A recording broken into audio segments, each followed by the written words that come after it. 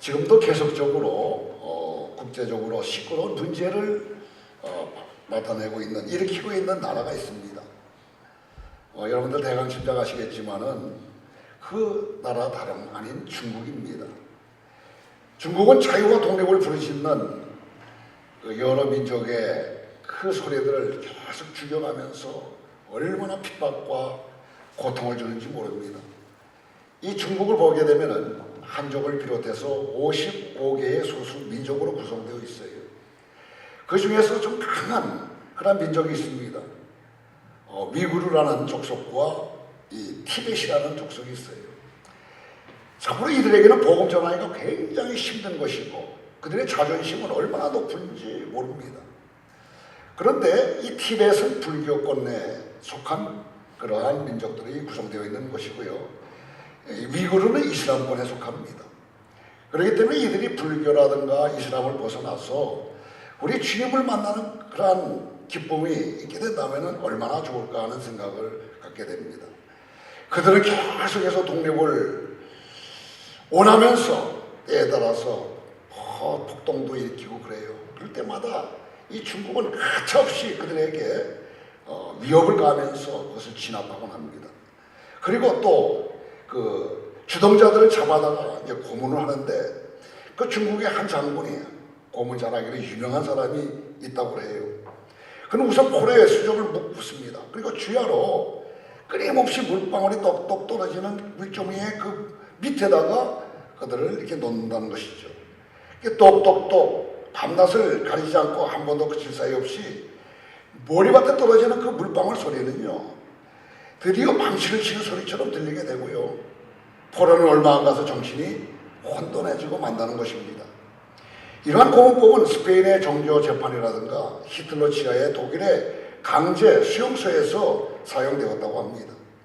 끊임없이 떨어지는 그 물방울 소리는요, 포로로 하여금 자신의 고통과 고난이 결코 끝나지 않을 것이라는 이 강박관념을 심어주어서 결국 포로로 하여금 모든 것을 포기하게 만들고 미치게도 하고 자살의 구렁텅이로 자신을 밀어넣기도 한다고 합니다. 자살의 심리학에 의할 것 같으면 실제로 자살하는 사람들이 자살하는 이유를 보게 되면 엄청난 충격과 극심한 정신적인 어떤 고통 때문에 자살하는 경우는 그리 많지 않다고 합니다. 대신에 앞으로 어떻게 살아가야 할지 너무나 막막할 때, 도무지 문제를 해결할 방법이 보이지 않을 때에 계속해서 어려움이 반복되어질 때에 절망하면서 자살하는 경우가 훨씬 더 많다고 합니다. 오늘 말씀을 보게 되면 계속해서 바울의 재판 이야기가 등장하고 있습니다. 이 바울의 재판은 끝날 줄을 모르면서 계속해서 반복해오고 있습니다. 바울의 재판에 대한 설교를 벌써 몇 주일째 고쳐서 지금 하고 있지 않습니까? 이렇게 똑같은 내용을 가지고 설교하다 보니까 저도 답답해요. 여러분들 듣기가 좀 그럴 거예요. 그러니 정작 당사자인 이 바울을 한번 생각해 보세요. 이 기나긴 재판 과정을 통해서 얼마나 답답하고 힘들며 지치겠습니까? 오늘 본문을 보면서 바울의 재판이 계속되고 있는 것을 우리는 다시 한번 보게 됩니다. 그렇게 그의 재판은 그렇게 반복되면서 2년이나 끌어왔다는 거예요. 말이 2년이죠. 피말리는 그 재판을 2년 동안 계속한다는 것은 사람으로서 참으로 하지 못할 짓이라고 봅니다. 언제 끝날지 모르는 재판 속에서 계속해서 공격을 받고 모함을 받고 언제 어떻게 죽을지 모르는 공포 속에서 2년을 살아간다는 것은요, 살아도 사는 것이 아닌 상태로 사람들을 몰아가는 것입니다. 그런데 2년을 지나면서 바울의 상황과 형편 많이 바뀌었습니다. 일단 자신을 재판하는 총독이 바뀌었어요. 벨릭스에서 이 베스도로 바뀝니다. 한참 재판 중인데 재판장인 총독이 벨릭스에서 바뀌었다는 것, 베스도로 바뀌었다는 것은 뭔가 또 시사하는 바가 있지 않겠습니까? 참 어이없는 일이 알 수가 없는 것입니다. 뿐만이 아니라 자기를 고발하는 주체인 유대인의 대제사장도 바뀌었어요. 아나니아에서 요나단이라는 대제사장으로 바뀝니다. 또 요나단은 결국 살해를 당하고 말아요.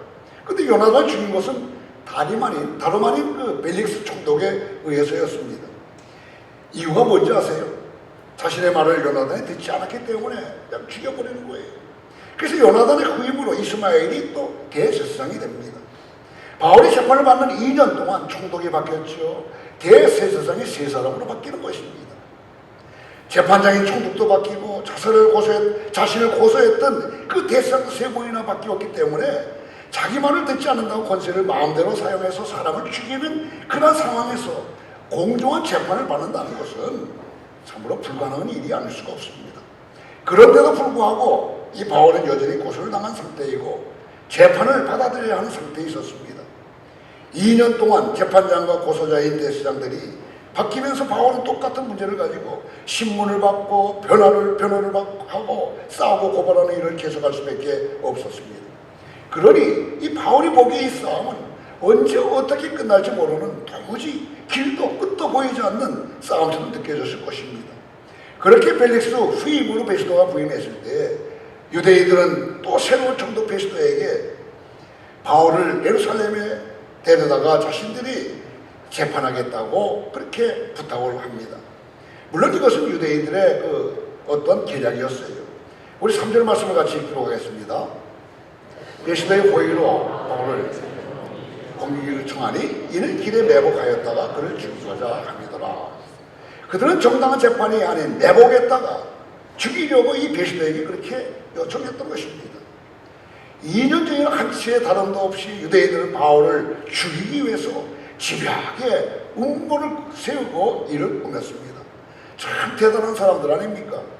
그러나 다행히도 베스도가 이들의 그 요청을 거절합니다. 4절 5절을 보세요. 베스도가 대답하여 바울이 가라사에 구류된 것과 자기도 멀지 않아 떠나갈 것을 말하고 또 이르되 너희 중 유력한 자는 나와 함께 내려가서 그 사람에게 만일 옳지 아니한 일이 있거든 고발하라 하니라.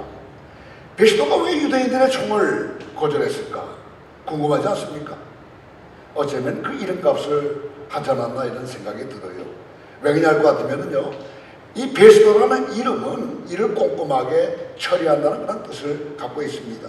그래서 베스도는 이를 사례에 맞게 꼼꼼히 생각하고 처리하는 관례대로 유대인들의 그 요청을 살펴보았으리라고 생각이 됩니다. 그래서 그는 가이사랴에 있는 그 바울을 부디 예루살렘으로 데리고 갈 것을 요청했던 그 유대인들의 본심을 간파했을지도 모르겠습니다. 그러나 이 모든 일의 배후에는 언제나 성령님의 역사함이 있었다는 것이죠. 즉 하나님은 자신의 사명을 감당하는 사람이 사명을 온전히 감당하기 전에 허무하게 죽게 하지 않으신다는 분입니다. 그러므로 땅끝까지 가서 반드시 복음 증거해야 하는 사명을 하나님으로부터 직접 받은 이 사람이 길을 가다가 자기에게 의해서 어처구니없이 죽는다는 것, 그건 있을 수가 없는 일이겠죠. 그래서 하나님은 베스도의 성품과 그 기질을 통해서 바울이 예루살렘으로 가는 것을 막으셨던 것입니다. 여하튼 새로운 총독이 부임하자 바울의 재판이 다시 가이사랴에서 벌어지게 됩니다. 물론 재판의 내용은 그전과 동일했어요. 유대인들의 고발 내용도 똑같았고요. 이 바울의 대답도 변호도 전과 똑같았습니다. 물론 새로운 베스도의 그 질문도 벨릭스와 전혀 다르지 않았습니다. 시간이 2년이나 지났고 이 재판에 임하는 재판장이나 고소한 대제사장은 모두 바뀌었지만은 고소의 내용과 변호의 질문은 전과 너무나도 똑같았습니다. 이렇게 계속 똑같은 일들이 반복되고 그것이 언제 끝날지 기미가 보이지 않는 상황은 정말 사람을 미치게 하는데 딱 좋은 상황입니다. 만일 여러분들이 바울과 같은 상황에 처해 있었다면 여러분들이 이 상황을 어떻게 처리했을까 한번 생각해 보시길 바랍니다. 저라면 답답하고 분통이 터져가지고요 고래고래 소리도 질렀을 것이라고 생각이 됩니다. 웬열과 또 바울에게는 죄가 없지 않습니까? 죄가 없는데 질질 끌면서 2년 동안 이렇게 왔다는 것은 이건 말도 안 되는 그런 짓거리들 아니겠어요? 언제까지 이렇게 똑같은 내용을 묻고 대답하기를 반복할 것인가? 언제까지 이런 무의미한 재판을 계속할 것이냐? 소리 지르지 않는 것 정말 이상하다고 생각이 들 정도입니다. 여러분, 부모님 3년 병수발에 나만 아는 효자 없다는 옛말이 있지 않습니까? 언제 끝날지 알 수 없는 고통이 계속될 때 그것을 이겨낼 장사는 아무도 없습니다. 그 누구라도 기쁨과 소망을 상실하고 지치고 쓰러져 서서히 죽어갈 수밖에 없을 것입니다. 제 아무리 크고 힘든 시련이라고 해도요 그것을 딛고 이것을 어떤 소망이 있다고 한다면은 또 그 시련이 곧 끝날 것이라고 한다는 것 같으면은 결국 그 시련을 우리는 이겨낼 수가 있을 거예요. 그러나 작은 갈등과 사소하게 힘든 일이라 하더라도 도무지 언제 끝날 것까지 모르고 계속 진행이 된다고 한다면 우리 영혼은 조금씩 결국 살 소망을 잃게 될 것입니다. 그런데 우리 주변에는 이런 일들이 허다하게 널려 있다는 것입니다. 계속되는 부부간의 갈등, 자녀들과의 갈등, 친구들과 직장 동료들, 더 나아가 교회 지체들 간의 크고 작은 갈등들이 계속해서 일어나고 있다는 것을 우리는 너무나 잘 알고 있습니다. 어떤 갈등들은 벌써 몇 년째 해결되지 못한 채 또 계속되고 있는 것들도 있습니다. 그렇게 서서히 지쳐가면서 영혼의 빛이 서서히 꺼져가고 있지는 않는가 한번 생각해 보시기 바랍니다. 그렇다면 이런 상황에서 우리는 어떻게 살아가야 할 것인가? 믿음의 사람으로서 이러한 그 형편 상황 속에 있을 때에 우리는 이것을 어떻게 극복하고 나가야 될 것인가? 우리는 그 지혜를 통일한 상황을 겪었던 바울을 통해서 대답을 얻고자 합니다. 11절 말씀을 같이 들어가겠습니다. 내가 불의를 행하여 무슨 죽을 죄를 지었으면 적기를 사양하지 아니할 것이나 만일 사람들이 나를 고발하는 것이 다 사실이 아니면 아무도 나를 그들에게 내줄 수 없나이다. 내가 가이사께 상소하노라 한데 대답은 바로 가이사라에게 상소한다는 거예요. 가이사에게 상소한다는 것입니다. 이 구절에서 가이사께 상소하노라 이 말은 참으로 유명한 말입니다.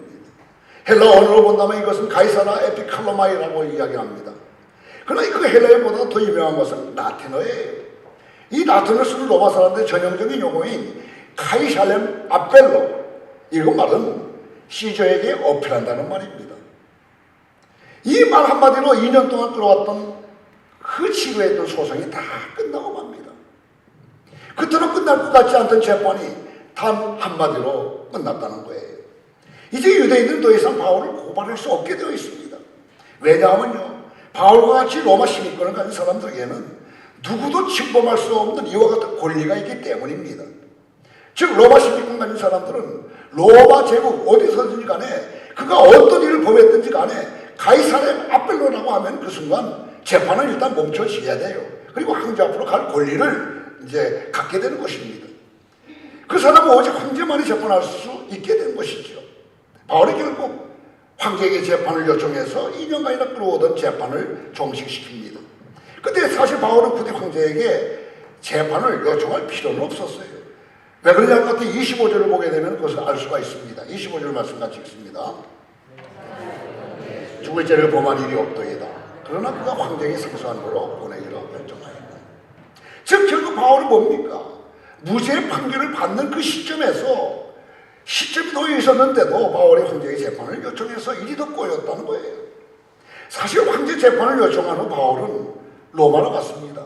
그리고 거기서 2년 동안 또 기다렸어요. 그러다가 황제에게 재판받은 후에 죽임을 당하게 됩니다. 즉 이 사건 자체를 놓고 볼 때 바울이 이 황제에게 직접 재판을 요청한 것은 바울의 절대적인 실수로 보이지 않습니까? 왜냐하면 바울의 선택은 아무것도 해결하지 못한 채 결국 자신을 사형에 처하게 하기 때문에 그렇습니다. 그러나 바울이 말했던 황제에게 직접 재판을 요청했던 가이사에게 상소하노라, 가이살렘 아펠로 이라는 말에는 또 다른 의미가 담겨져 있다는 점에서 바울의 선택은 절대로 실수가 아니라는 것을 우리는 확인하게 되는 것입니다. 사도행전 23장 11절 말씀을 같이 읽도록 하겠습니다. 담대하라, 내가 예루살렘에서 너의 일을 증언한 것 같이 증언하리라. 2년 전 예루살렘 성전에서 예배를 드리고 있을 때에 갑자기 유대인들 중에 어떤 사람이 소리 지르면서 바울이 돌에 맞아 거의 죽을 뻔하던 그날 로마 군대가 개입해서 바울을 잡아들였습니다. 그렇게 해서 바울의 재수생활이 시작된 것이죠. 그런데 그 첫날 밤에 주님께서는 바울을 찾아와 말씀을 전해주셨습니다. 그렇다면 그때 주님께서는 어떤 말씀을 주셨을까요? 담대하라, 네가 예루살렘에서 나의 일을 증거한 것처럼 로마에서도 증거하여 하리라 하는 그런 말씀이었습니다. 근데 사실 이 말씀은 그때 처음 들은 말씀은 아니었어요. 바울이 다메섹 도상에서 처음 주님을 만나서 꼬꾸라질 때에도 바울에게는 이방인을 향한 이 복음 전파의 사명이 주어졌더랬습니다. 그리고 그 다음에 아나니아를 통해서도 다시 한번 확인되었고요. 고린도에서 결단한 후 갱그리에서 머리를 싹 깎으면서 이방인들에게 복음을 전할 소원을 확실히 했던 것이죠. 그리고 이제 예루살렘에 잡혔을 때 주님은 바울에게 네가 로마에서도 증거해야 한다고 말씀하셨던 것입니다. 즉 바울 사도의 사명은 점점 구체적으로 주어졌고요. 바울은 그 사명을 위해서 앞으로 나아갔던 것입니다. 그래서 바울은요 사실은 죽지 않고 결국 로마에 가서 복음을 전할 것을 굳게 믿고 있었어요. 그래서 바울이 2년이라는 기간 동안 견디면서 지리하게 계속 재판을 받았던 것입니다. 그의 마음속에는 무죄 판결을 받은 후에 자유로운 몸으로 로마로 가기를 원했습니다. 자기가 잘못한 것도 없는데 내가 이 법정에 설 필요가 뭐가 있겠느냐, 그런 마음을 가지고 계속해서 2년 동안이나 그 재판에 임하고 있었다는 거예요. 근데 좀 전에도 말씀드렸지만 그 재판이 언제 끝날지 몰랐다는 것입니다. 그때 이제 바울을 이제 깨우치는 그 생각이 이제 들었던 것입니다. 아, 이래가지고 도저히 안 되겠구나. 그래서 이제는 황제한테 갈 수밖에 없다. 그래서 이 베스도 총독에게 카이사르 아벨로를 맺혔던 것입니다. 즉 황제의 재판을 요청했다는 거예요. 바울은 이미 2년 전에도 그의 권리가 자신에게 있었다는 것을 알고 있었을 거예요. 그런데 왜 2년이 지난 뒤에 황제의 재판을 요청했던 것일까? 그것은 2년이라는 시간이 지나면서 이 바울에게 일종의 깨달음이 일어났기 때문일 것입니다. 즉 사도 바울은 이 상황에서 무죄 판결을 받고 로마로 가서 복음을 전할 나름대로의 소망을 가지고 있었으나 점차 시간이 지나면서 바울은 깨달았다는 것입니다. 즉 바울은 애초 주님께서 하신 말씀, 로마로 가서 복음을 전하라는 그런 말이었지 억울한 일을 풀고 무죄 판결을 받아서 로마로 가라고 하시지는 않으셨다는 것을 이제 깨닫게 되었다는 것입니다. 또한 당시 바울은 하나님 나라의 복음 전파를 영적인 전투로 보고 있었는데 전쟁에서의 승리는 적의 왕을 쓰러뜨리면 쟁취할 수 있는 것이었습니다. 그래서 바울은 황제 앞에서 그 시대의 복음을 전파하면 적의 머리에게 복음을 전파하는 것으로서 황제가 복음을 받아들이게 된다고 한다면 결국 하나님 나라가 온 세상에 전파될 것이라는 계산을 나름대로 했던 것입니다. 그래서 그는 황제 재판을 요청했던 것입니다. 그러므로 가이사에게 상소한다는 말은 다른 말을 이야기하는 뭡니까? 이제 모든 것은 이제 그분의 그 손에 달려있기 때문에 그건 하나님께 맡긴다는 그것입니다. 가이사가 황제에게 상소한다는 이 말은 바로 하나님께 호소한다는 그러한 의미가 내포되어 있는 거예요. 다시 말해서 하나님께 호소한다는 것은 이제 나는 주님만을 바라볼 수밖에 없다는 그런 고백인 것입니다. 즉 나의 처지와 형편이 어떠하든지 간에 나는 오직 주님만 바라보면서 주님의 관점으로 상황을 정리하겠다는 것입니다. 자신의 주장과 고집과 자존심과 절대로 내리지 못했던 아집들을 내려놓고 주님의 뜻을 받아들이고 주님의 그 이끄심에 따라서 한 발 한 발 나아가겠다는 그런 의미가 내포되어 있는 것입니다. 이것이 바로 성령의 역사 아니겠습니까? 사람들이 끝나지 않은 고통과 고난의 이유를 자세히 살펴보게 되면요, 하나님의 뜻이 아닌 자신의 뜻을 포기하지 않고 끝까지 관철시키려고 하는 것이기 때문에 일어난다는 것을 우리는 잘 알고 있습니다. 우리의 뜻과 우리의 고집을 포기하지 않는다면 그 고통스러운 상황은 결코 끝나지 않을 것입니다. 그렇기 때문에 하나님께 호소한다는 것은 단순히 그 앞에 나가서 고통을 하나님께 호소한다는 그런 내용의 이야기가 아닌 것입니다. 그것은 자기가 가지고 있는 양보하지 못하는 것, 포기하지 못하는 것들을 다 내려놓고 오직 하나님의 뜻을 받아들여서 하나님의 뜻을 이루어드리겠다는 의지의 표명이라는 것입니다. 포기하고 싶지 않은 내 뜻과 의지와 욕심을 내려놓고 오직 하나님의 시각과 예수님의 관점과 성령님의 뜻을 받아들이고 그것을 순종하겠다는 것입니다.